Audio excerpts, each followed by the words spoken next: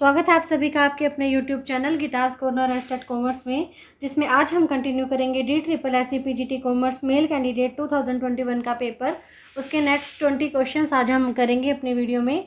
आज का first question है, this technique of performance appraisal was first developed in USA and UK इन 1943। कि performance appraisal की जो टेक्निक यहाँ पे बताई गई है, जो इस क्वेश्चन का आंसर है, वो USA एंड UK में सबसे पहले डेवलप की गई थी 1943 में, and is focused on observation of behaviour. किसके ऊपर फोकस करी है? व्यवहार के अवलोकन पर आधारित है। Across A series of selected exercise और वर्क सैंपल्स, यानी कि चुनिंदा अभ्यास यानी काम के नमूनों की एक श्रृंखला में वो व्यवहार के अवलोकनों पर आधारित है। Which technique is being referred to, कौन सी वो टेक्निक है? देखिए, ये टेक्निक है हमारी असेसमेंट सेंटर्स।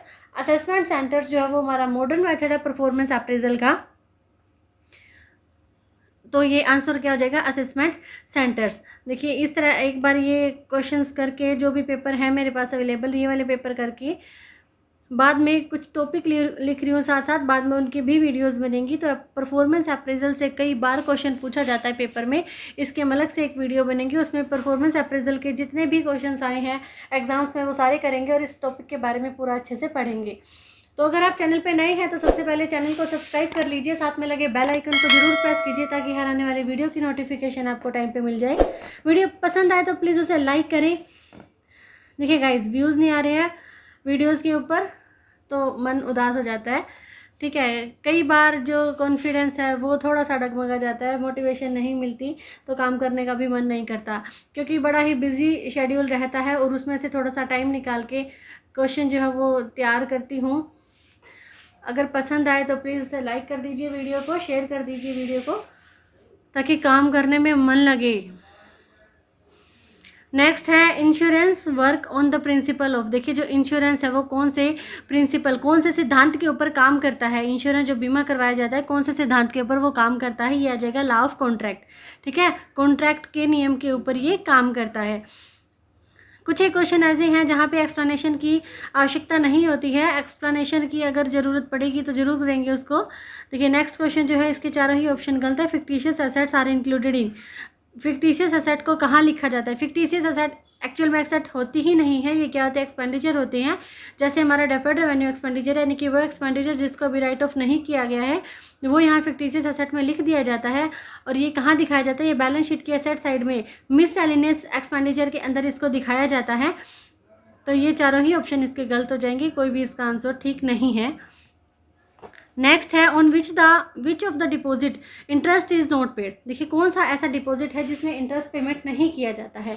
यह है current account deposit. Current account क्या होता है? जब बहुत सारे ट्रांजैक्शन होती है तो वहाँ पे करंट अकाउंट खोला जाता है, तो यहाँ पे कोई भी इंटरेस्ट पेमेंट नहीं होती है।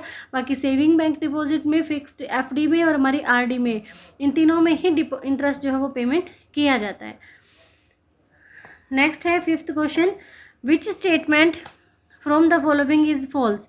कौन सी स्टेटमेंट जो है वो गलत है? देखिए, the rate of dividend is fixed on equity shares. अगर आपने पढ़ा हो तो इक्विटी शेयर्स के ऊपर डिविडेंड की रेट तो फिक्स होती ही नहीं है। लास्ट में जो बचा कुछ होता है वो इनको मिलता है, बचता है तो मिलता है, नहीं बचता तो मिलता ही नहीं है, ठीक है। तो ये गलत हो जाएगा। और सही कौन सी है? A private company does not issue the prospectus. एक प्राइवेट कंपनी प्रोस्पेक्टस को इशू नहीं करती, बिल्कुल नहीं करती, क्योंकि उसे जो है अपना पब्लिक इशू करना ही नहीं होता। अगर वो पब्लिक को इशू ही नहीं करेगी अपने शेयर्स तो उसे प्रोस्पेक्टस भी इशू करने की जरूरत नहीं है। During the call in advance the bank account is debited and call in advance account is credited. बिल्कुल एंट्री ठीक है। जब कंपनी को कॉल इन एडवांस रिसीव होती है तो वहाँ पे एंट्री की जाती है bank account debit. Bank account को डेबिट क्यों करते हैं? बैंक हमारा आर्टिफिशियल पर्सनल अकाउंट है और हम इससे बैंक बैलेंस बढ़ता है। अगर कोई एडवांस में कॉल की मनी जो है कंपनी के पास भेजता है तो कंपनी का बैंक बैलेंस जो बढ़ जाता है, तो रिसीवर यहाँ पे बैंक हो जाएगा। तो bank account debit to call in advance account.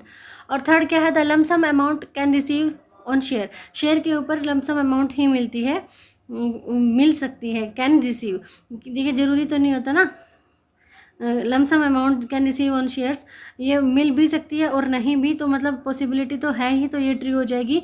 गलत कौन सा हो जाएगा? The rate of dividend is fixed on equity shares, ये बिल्कुल ही गलत है। चलते हैं अपने नेक्स्ट क्वेश्चन की तरफ।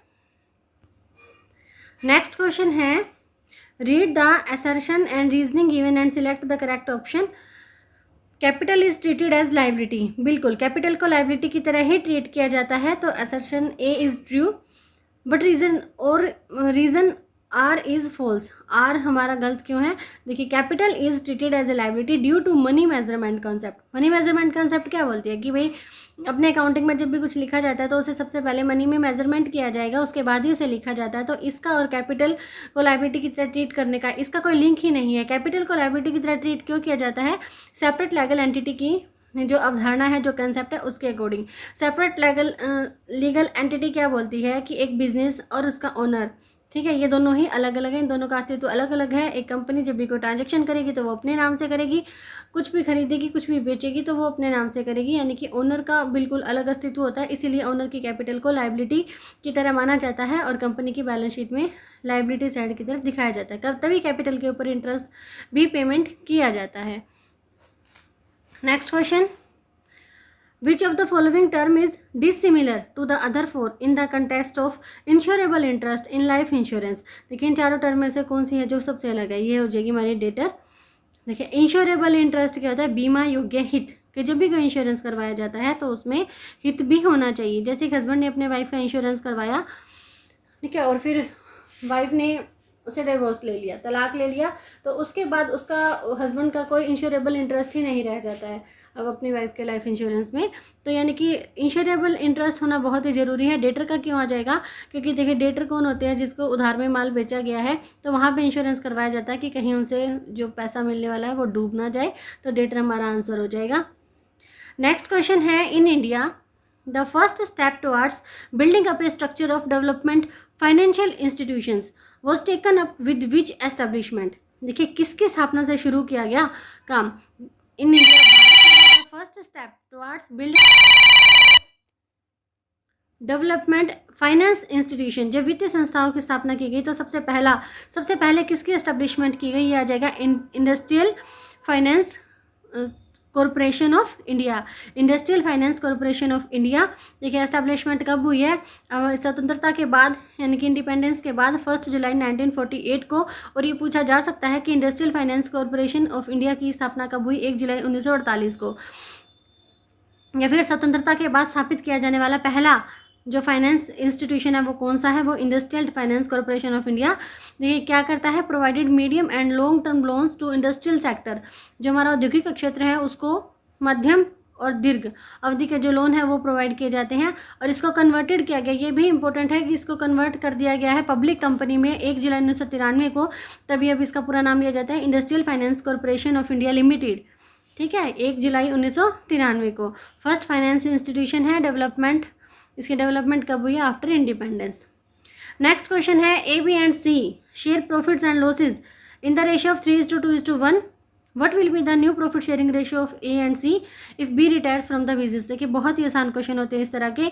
ओल्ड रेशियो गिवन और बता रखा है कि एक पार्टनर चला गया है तो जो बाकी बच गए हैं उनका न्यू रेशियो क्या होगा? तो जो चला गया है उसको हटा दो, बी अगर रिटायर हो गया है तो ये हमारा रेशियो बच जाएगा 3:1 का।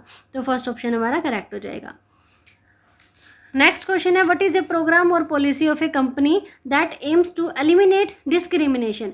यानी कि एक कंपनी की पॉलिसी या एक प्रोग्राम बताना है जो एलिमिनेट करता है डिस्क्रिमिनेशन को, जो विभेदीकरण है उसको हटा देता है, बाय प्रोवाइडिंग इक्वल अपॉर्चुनिटी यानी कि समान अवसर सभी को प्रोवाइड किए जाते हैं, and thereby improving his or her profession, ताकि जो हर कोई है वो अपने प्रोफेशन के साथ अपने प्रोफेशन में वो सुधार कर पाए। ये क्या हो जाता है? अफर्मेटिव एक्शन, यानी कि सकारात्मक कार्यवाही। पॉजिटिविटी के साथ ये किया जाता है, डिस्क्रिमिनेशन को दूर करने के लिए किया जाता है, सभी को इक्वल अपॉर्चुनिटी जिसके अंदर दी जाती हैं। तो ये आ जाएगा अफर्मेटिव एक्शन। चलते हैं नेक्स्ट क्वेश्चन की तरफ।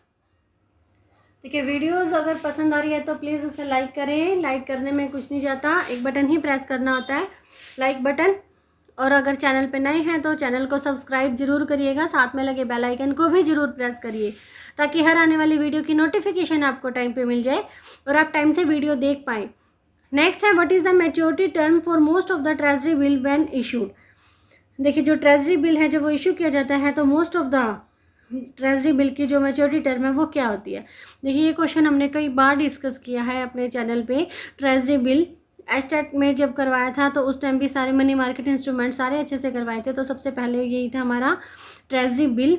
और ये जो इसके हमारी मैच्योरिटी टर्म होती है, मैच्योरिटी डेट इसकी क्या होती है 14 days, 91 days, 182 days and 364 days, जो कि कई बार पूछी जाती है पेपर में। तो यहाँ पे ऑप्शन 1 जो है वो करेक्ट हो जाएगा 91 डेज़। देखिए मनी मार्केट इंस्ट्रूमेंट है और मैच्योरिटी पीरियड इसका ये भी आ सकता है कि कितना हो सकता है, 4 ऑप्शन में less than 1 year, more than 1 year, not more than 1 year, इस तरह से दिया जा सकता है। तो ये 1 साल से ज़्यादा का नहीं हो सकता। यहाँ आप देख सकते हैं कि सबसे ज़्यादा का जो ट्रेजरी बिल है वो हमारा 364 डेज़ का है, तो यानी कि ये 1 साल से ज़्यादा का नहीं हो सकता। ये चारों ही कई बार पेपर में पूछे गए हैं, सिर्फ एस्टेट में ही नहीं, जो भी कॉम्पिटिटिव एग्जाम है HPSC का है, नेट का है, सभी में पूछा जा सकता है। 14 days, 91 days, 182 days and 364 days. Next question है which of the following statement is और आर फॉल्स, ये गलत कौन सी है। देखिए यहाँ पे only D is false, D ही गलत है, बाकी सारी ठीक है। तो पहले ठीक पढ़ लेते हैं कि CRR affect the credit creation. CRR कौन सा होता है, CRR यानी कि हर बैंक अपने सेंट्रल बैंक के पास जो एक रेशो में अपना कैश जो है वो रखते हैं वहाँ पे, तो ये हो जाएगा कैश रिजर्व रेशो। और सेकंड है business conditions of the bank like inflation, depression etcetera affect the credit creation process. ये जो बिजनेस कंडीशन है ना बैंक की, महंगाई या फिर डिप्रेशन का जो दौर है, वो क्या करता है, क्रेडिट क्रिएशन प्रोसेस को इफेक्ट करता है, बिल्कुल करता है। तो ये भी ट्रू है। और थर्ड है credit policy of the central bank affect the cash reserve ratio. Central bank यानी कि RBI की जो क्रेडिट पॉलिसी है वो भी कैश रिजर्व रेशो को प्रभावित करती है। अब जो गलत है वो कौन सा है कि all the banks have the same nature and extent of program of credit section of and disbursement, क्या अदायगी भुगतान के लिए एक जैसे प्रोग्राम, एक जैसा नेचर होता है। देखिए ये गलत हो जाता है क्योंकि कोई भी सारे बैंक एक जैसे नहीं होते। जो सेंट्रल बैंक है उसके कार्य अलग है, एग्रीकल्चर बैंक है, कमर्शियल बैंक है, इंडस्ट्रियल बैंक है, इन्वेस्टमेंट बैंक है, इंटरनेशनल बैंक है, मर्चेंट बैंक है, स्कूल बैंक है, और इसके अलावा भी बहुत सारे बैंक है। हर बैंक का अपना एक स्पेसिफिक नेचर होता है, अपने अकॉर्डिंग काम करते हैं। तो ये यहाँ पे ये जो फॉल्स है वो कौन सी है, डी ऑप्शन हमारा गलत हो जाएगा। नेक्स्ट है Rekha and Arjun entered into a contract whereby Rekha agreed to sell Arjun ₹1000 worth of heroin. देखिए 1000 रुपये की हेरोइन जो कि इलीगल है उसने वो बेची है और एक कॉन्ट्रैक्ट में आगे हैं, इलीगल सब्सटेंस है, दे भी दिया है कि वो एक इलीगल सब्सटेंस है। तो which type of a contract is this, किस तरह का ये कॉन्ट्रैक्ट हो जाएगा, ये हो जाएगा अनकॉन्स्टिट्यूशनल कॉन्ट्रैक्ट, और इसको इलीगल कॉन्ट्रैक्ट भी बोला जाता है। यानी कि संविधान में ही जिसको मान्यता नहीं मिली है, संविधान के अकॉर्डिंग जो काम करना संविधान में ही नहीं बताया गया है, तो मतलब वो अनकॉन्स्टिट्यूशनल हो जाएगा। यहाँ पे ये वाला कॉन्ट्रैक्ट इलीगल कॉन्ट्रैक्ट हो जाएगा।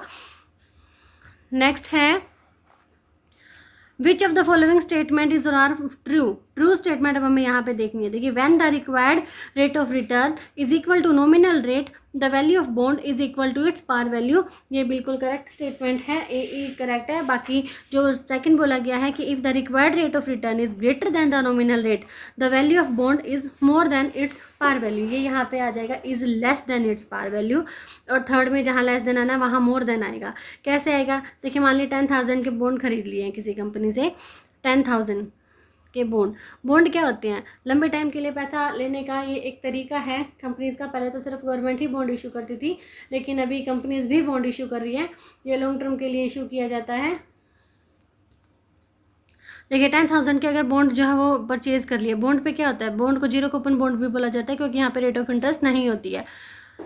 इनका जो फेस वैल्यू है और जो इनका मैच्योरिटी प्राइस जो होता है, यानी कि मान लो कि कंपनी के बॉन्ड जो खरीदे 10,000 रुपये पे 1 साल के लिए खरीदा, और वो फिर बाद में उसकी मैच्योरिटी अमाउंट जो वो अगर 11,000 रुपये, तो 1,000 रुपये इसका इंटरेस्ट माना जाएगा।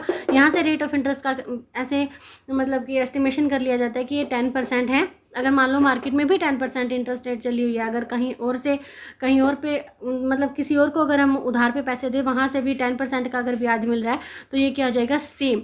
ये फर्स्ट कंडीशन यहाँ पे करेक्ट हो जाएगी कि when the required rate of return, ये required rate of return is equal to the nominal rate, ये हमारी नॉमिनल रेट थी, तो क्या हो जाएगा, value of bond is equal to its par value, ये पार वैल्यू के इक्वल हो जाएगा कि बाजार में जिस रेट पे है यहाँ पे भी उसी रेट पे ही बॉन्ड है, तो ये खरीदने में कोई नुकसान नहीं हो रहा है। सेकंड क्या था कि if the required rate of return is greater than the nominal rate, देखिए नॉमिनल रेट है हमारी 10% और रिक्वायर्ड रेट कितनी है, जब 12% हो जाएगी, तो क्या होएगा, क्या बॉन्ड खरीद के इन्वेस्ट करना पसंद करेंगे लोग, नहीं, बॉन्ड को नहीं खरीदेंगे, दूसरी जगह पे जाना पसंद करेंगे, तो the value of bond is more than नहीं आएगा, ये आ जाएगा less than its par value.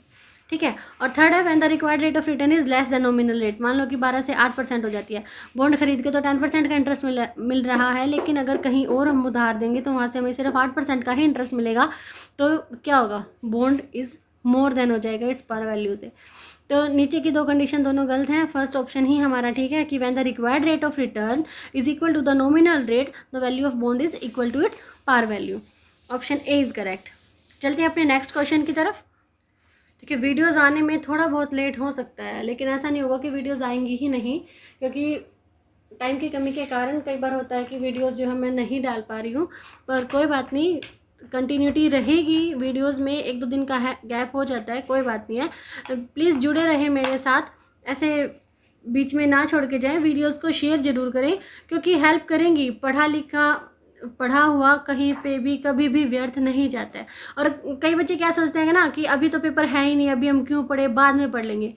देखिए ये बात हमेशा ध्यान रखेंगे, आज करेंगे शुरुआत तभी तो कल बनेगी बात, ठीक है। आज से ही अगर हम अपनी पढ़ाई को स्टार्ट करेंगे ना, तभी हम कल अच्छे से तैयारी कर पाएंगे। और मेहनत का फल और समस्या का हल यहीं पे है, कहीं पे नहीं है। मेहनत करेंगे, फल ज़रूर मिलेगा। All the best guys. Which is the most ancient bank in the world. देखिए विश्व में सबसे प्राचीन बैंक कौन सा है, ये है bank of Venice. Venice bank से ये सेकंड क्वेश्चन आया है। इससे पहले क्वेश्चन आया था कि बैंक ऑफ वेनिस का जो एस्टेब्लिशमेंट पीरियड है वो कौन सा है, तो ये हो जाएगा 1157। नेक्स्ट है read the given assertion and reasoning and select the correct option. देखिए सेंट्रल टेंडेंसी यानी कि mean median mode. Central tendency is the tendency of most raters to give average ratings to all और the centre of the scale. देखिए central tendency में centre की ही बात की जाती है, एवरेज की ही बात की जाती है, तो ऑप्शन ए जो है वो हमारा करेक्ट है। ये कह रहा है कि दोनों ही करेक्ट है। अच्छा दूसरा भी पढ़ते हैं। रीजनिंग में R a very high rating और a very low rating could invite questions, criticisms और एक्सप्लेनेशंस। बिल्कुल ठीक है कि जब सेंट्रल टेंडेंसी की बात की जाती है तो सेंटर की ही बात की जाती है। ज़्यादा कम और ज़्यादा मतलब बहुत ज़्यादा कम हो गए हैं, बहुत ज़्यादा हो गए हैं तो रेटिंग, तो वहाँ पे क्वेश्चन अराइज हो जाते हैं कि ऐसा क्यों होता है। नेक्स्ट क्वेश्चन है what is the first factor influencing A buyers decision. देखिए बायर्स डिसीजन को इफेक्ट करने वाले फैक्टर्स जो है ना बहुत सारे होते हैं। यहाँ पे जो फैक्टर है वो हमारे पर्सनल फैक्टर है, और पर्सनल फैक्टर में सबसे ऊपर क्या जाएगा, हमारा एज का फैक्टर। ठीक है, एज सबसे ऊपर आती है, तो इन चारों फैक्टर में सबसे ऊपर जो है वो है एज। नेक्स्ट है equal remuneration act. Equal remuneration किसके लिए था, ये जो महिला श्रमिक थी ना उनके लिए आया था इक्वल रेम्यूनरेशन एक्ट। ये आया था 2 नवंबर 1976 को। Equal remuneration act was enacted which prohibits, यानी कि जो रोकथाम करता है, जो निषेध करता था डिस्क्रिमिनेशन को, भेदभाव को, in matters relating to remuneration on the basis of religion, region और gender. In which year was this act enacted, किस साल इसको लागू किया गया, 1976 में इसको लागू किया गया। एग्जैक्ट डेट क्या है, 2 नवंबर 1976। ठीक है, थोड़ा थोड़ा करके कब हमारी अच्छी तैयारी हो जाएगी पता भी नहीं चलेगा। सारे पेपर जो हैं ये हमारे प्रीवियस पेपर्स ही हैं, जितने भी पेपर उठाए हैं चैनल पे अब तक, जितने भी पेपर कराए हैं। सेकंड है 19 क्वेश्चन है the banker takes care of funds of the customer as a. देखिए जो बैंकर है वो कस्टमर के फंड को किस तरह से टेक केयर करते हैं, देखभाल करते हैं, एज ए सिक्योरिटी गार्ड। ठीक है ना, बैंक में जाने के बाद हमें अपने पैसे की चिंता करने की जरूरत ही नहीं होती, क्योंकि वहाँ पे सिक्योरिटी गार्ड की तरह बैंक काम करता है। तो ये banker becomes the trustee when customers deposit money. अब ये क्वेश्चन भी आ सकता है कि एक बैंकर क्या बन जाता है जब कस्टमर वहाँ पे पैसा जमा कराता है, तो वो ट्रस्टी बन जाता है। ठीक है, ट्रस्टी बन जाता है क्योंकि वहाँ उनके पास अब हमारा पैसा जो है वो होता है, हमारे पास नहीं होता। चलते हैं नेक्स्ट क्वेश्चन की तरफ, लास्ट क्वेश्चन आज का। और हाँ, दूसरे चैनल पे वीडियोस नहीं बना पा रही हूँ, लेकिन जो वीडियोस बनी हैं वहाँ से अगर आप देखना चाहें तो देख सकते हैं। सेकंड चैनल का नाम है special commerce classes with Geeta ma'am. अभी उसके लिए थोड़ा सा टाइम नहीं निकल रहा है, कोशिश करूँगी वहाँ पे भी कम से कम 5 क्वेश्चन सीरीज़ तो स्टार्ट की ही जाए। +1 +2 की मिला के अभी तक जितनी भी वहाँ पे गई हैं वीडियो सारी ही +2 से गई हैं, यानी कि 12th कॉमर्स से गई हैं। कोशिश रहेगी अब क्वेश्चन सीरीज़ निकाली जाए, ऐसे पूरा टॉपिक ना पढ़ा के क्वेश्चन सीरीज़ से हम पढ़ें, तो इस चैनल वाले भी उस चैनल पे वीडियोस को देख पाएंगे। और अच्छी तैयारी कर पाएंगे। या वहाँ पे सिर्फ +1 +2 की ही बात करेंगे और यहाँ अपना एचटेट के, सीटेट के जो भी हैं क्लर्क वगैरह सारे पेपर चलते रहेंगे। लास्ट क्वेश्चन है, this type of contract involves a mutual agreement. ये इस तरह के कॉन्ट्रैक्ट क्या होते हैं, यहाँ पर एक म्यूचुअल एग्रीमेंट चलता है, यानी कि दोनों ही पक्ष जो है सहमत होते हैं। That comes into being after N unexpected occurrence, यानी कि कुछ ऐसा होने वाला जिसके बारे में अनएक्सपेक्टेड है, यानी कि जो दोनों ही कॉन्ट्रैक्ट के जो दोनों पक्षकार हैं वो नहीं सोच पाते कि भाई क्या होने वाला है, या फिर यानी कि जो इवेंट्स होते हैं वो events are those which can not be controlled by either party, यानी कि ऐसी घटनाएं घट जाती है जो किसी भी पार्टी के बस की बात नहीं होती है। जैसे एक्सीडेंट है, नेचुरल कैलामिटी, यानी कि जो भी नेचुरल डिजास्टर है, प्राकृतिक आपदाएं हैं, वो उनके ऊपर किसी का कोई भी कंट्रोल नहीं चलता है। तो in this type of contract both the parties have an element of risk, दोनों को ही जोखिम होता है। Identify the type of contract, कौन सा है ये, एलेटरी कॉन्ट्रैक्ट, यानी कि पाचक अनुबंध होता है एलेटरी कॉन्ट्रैक्ट। तो ये थे आज के 20 क्वेश्चन। मिलेंगे नेक्स्ट वीडियो में जल्दी ही। Till then bye bye.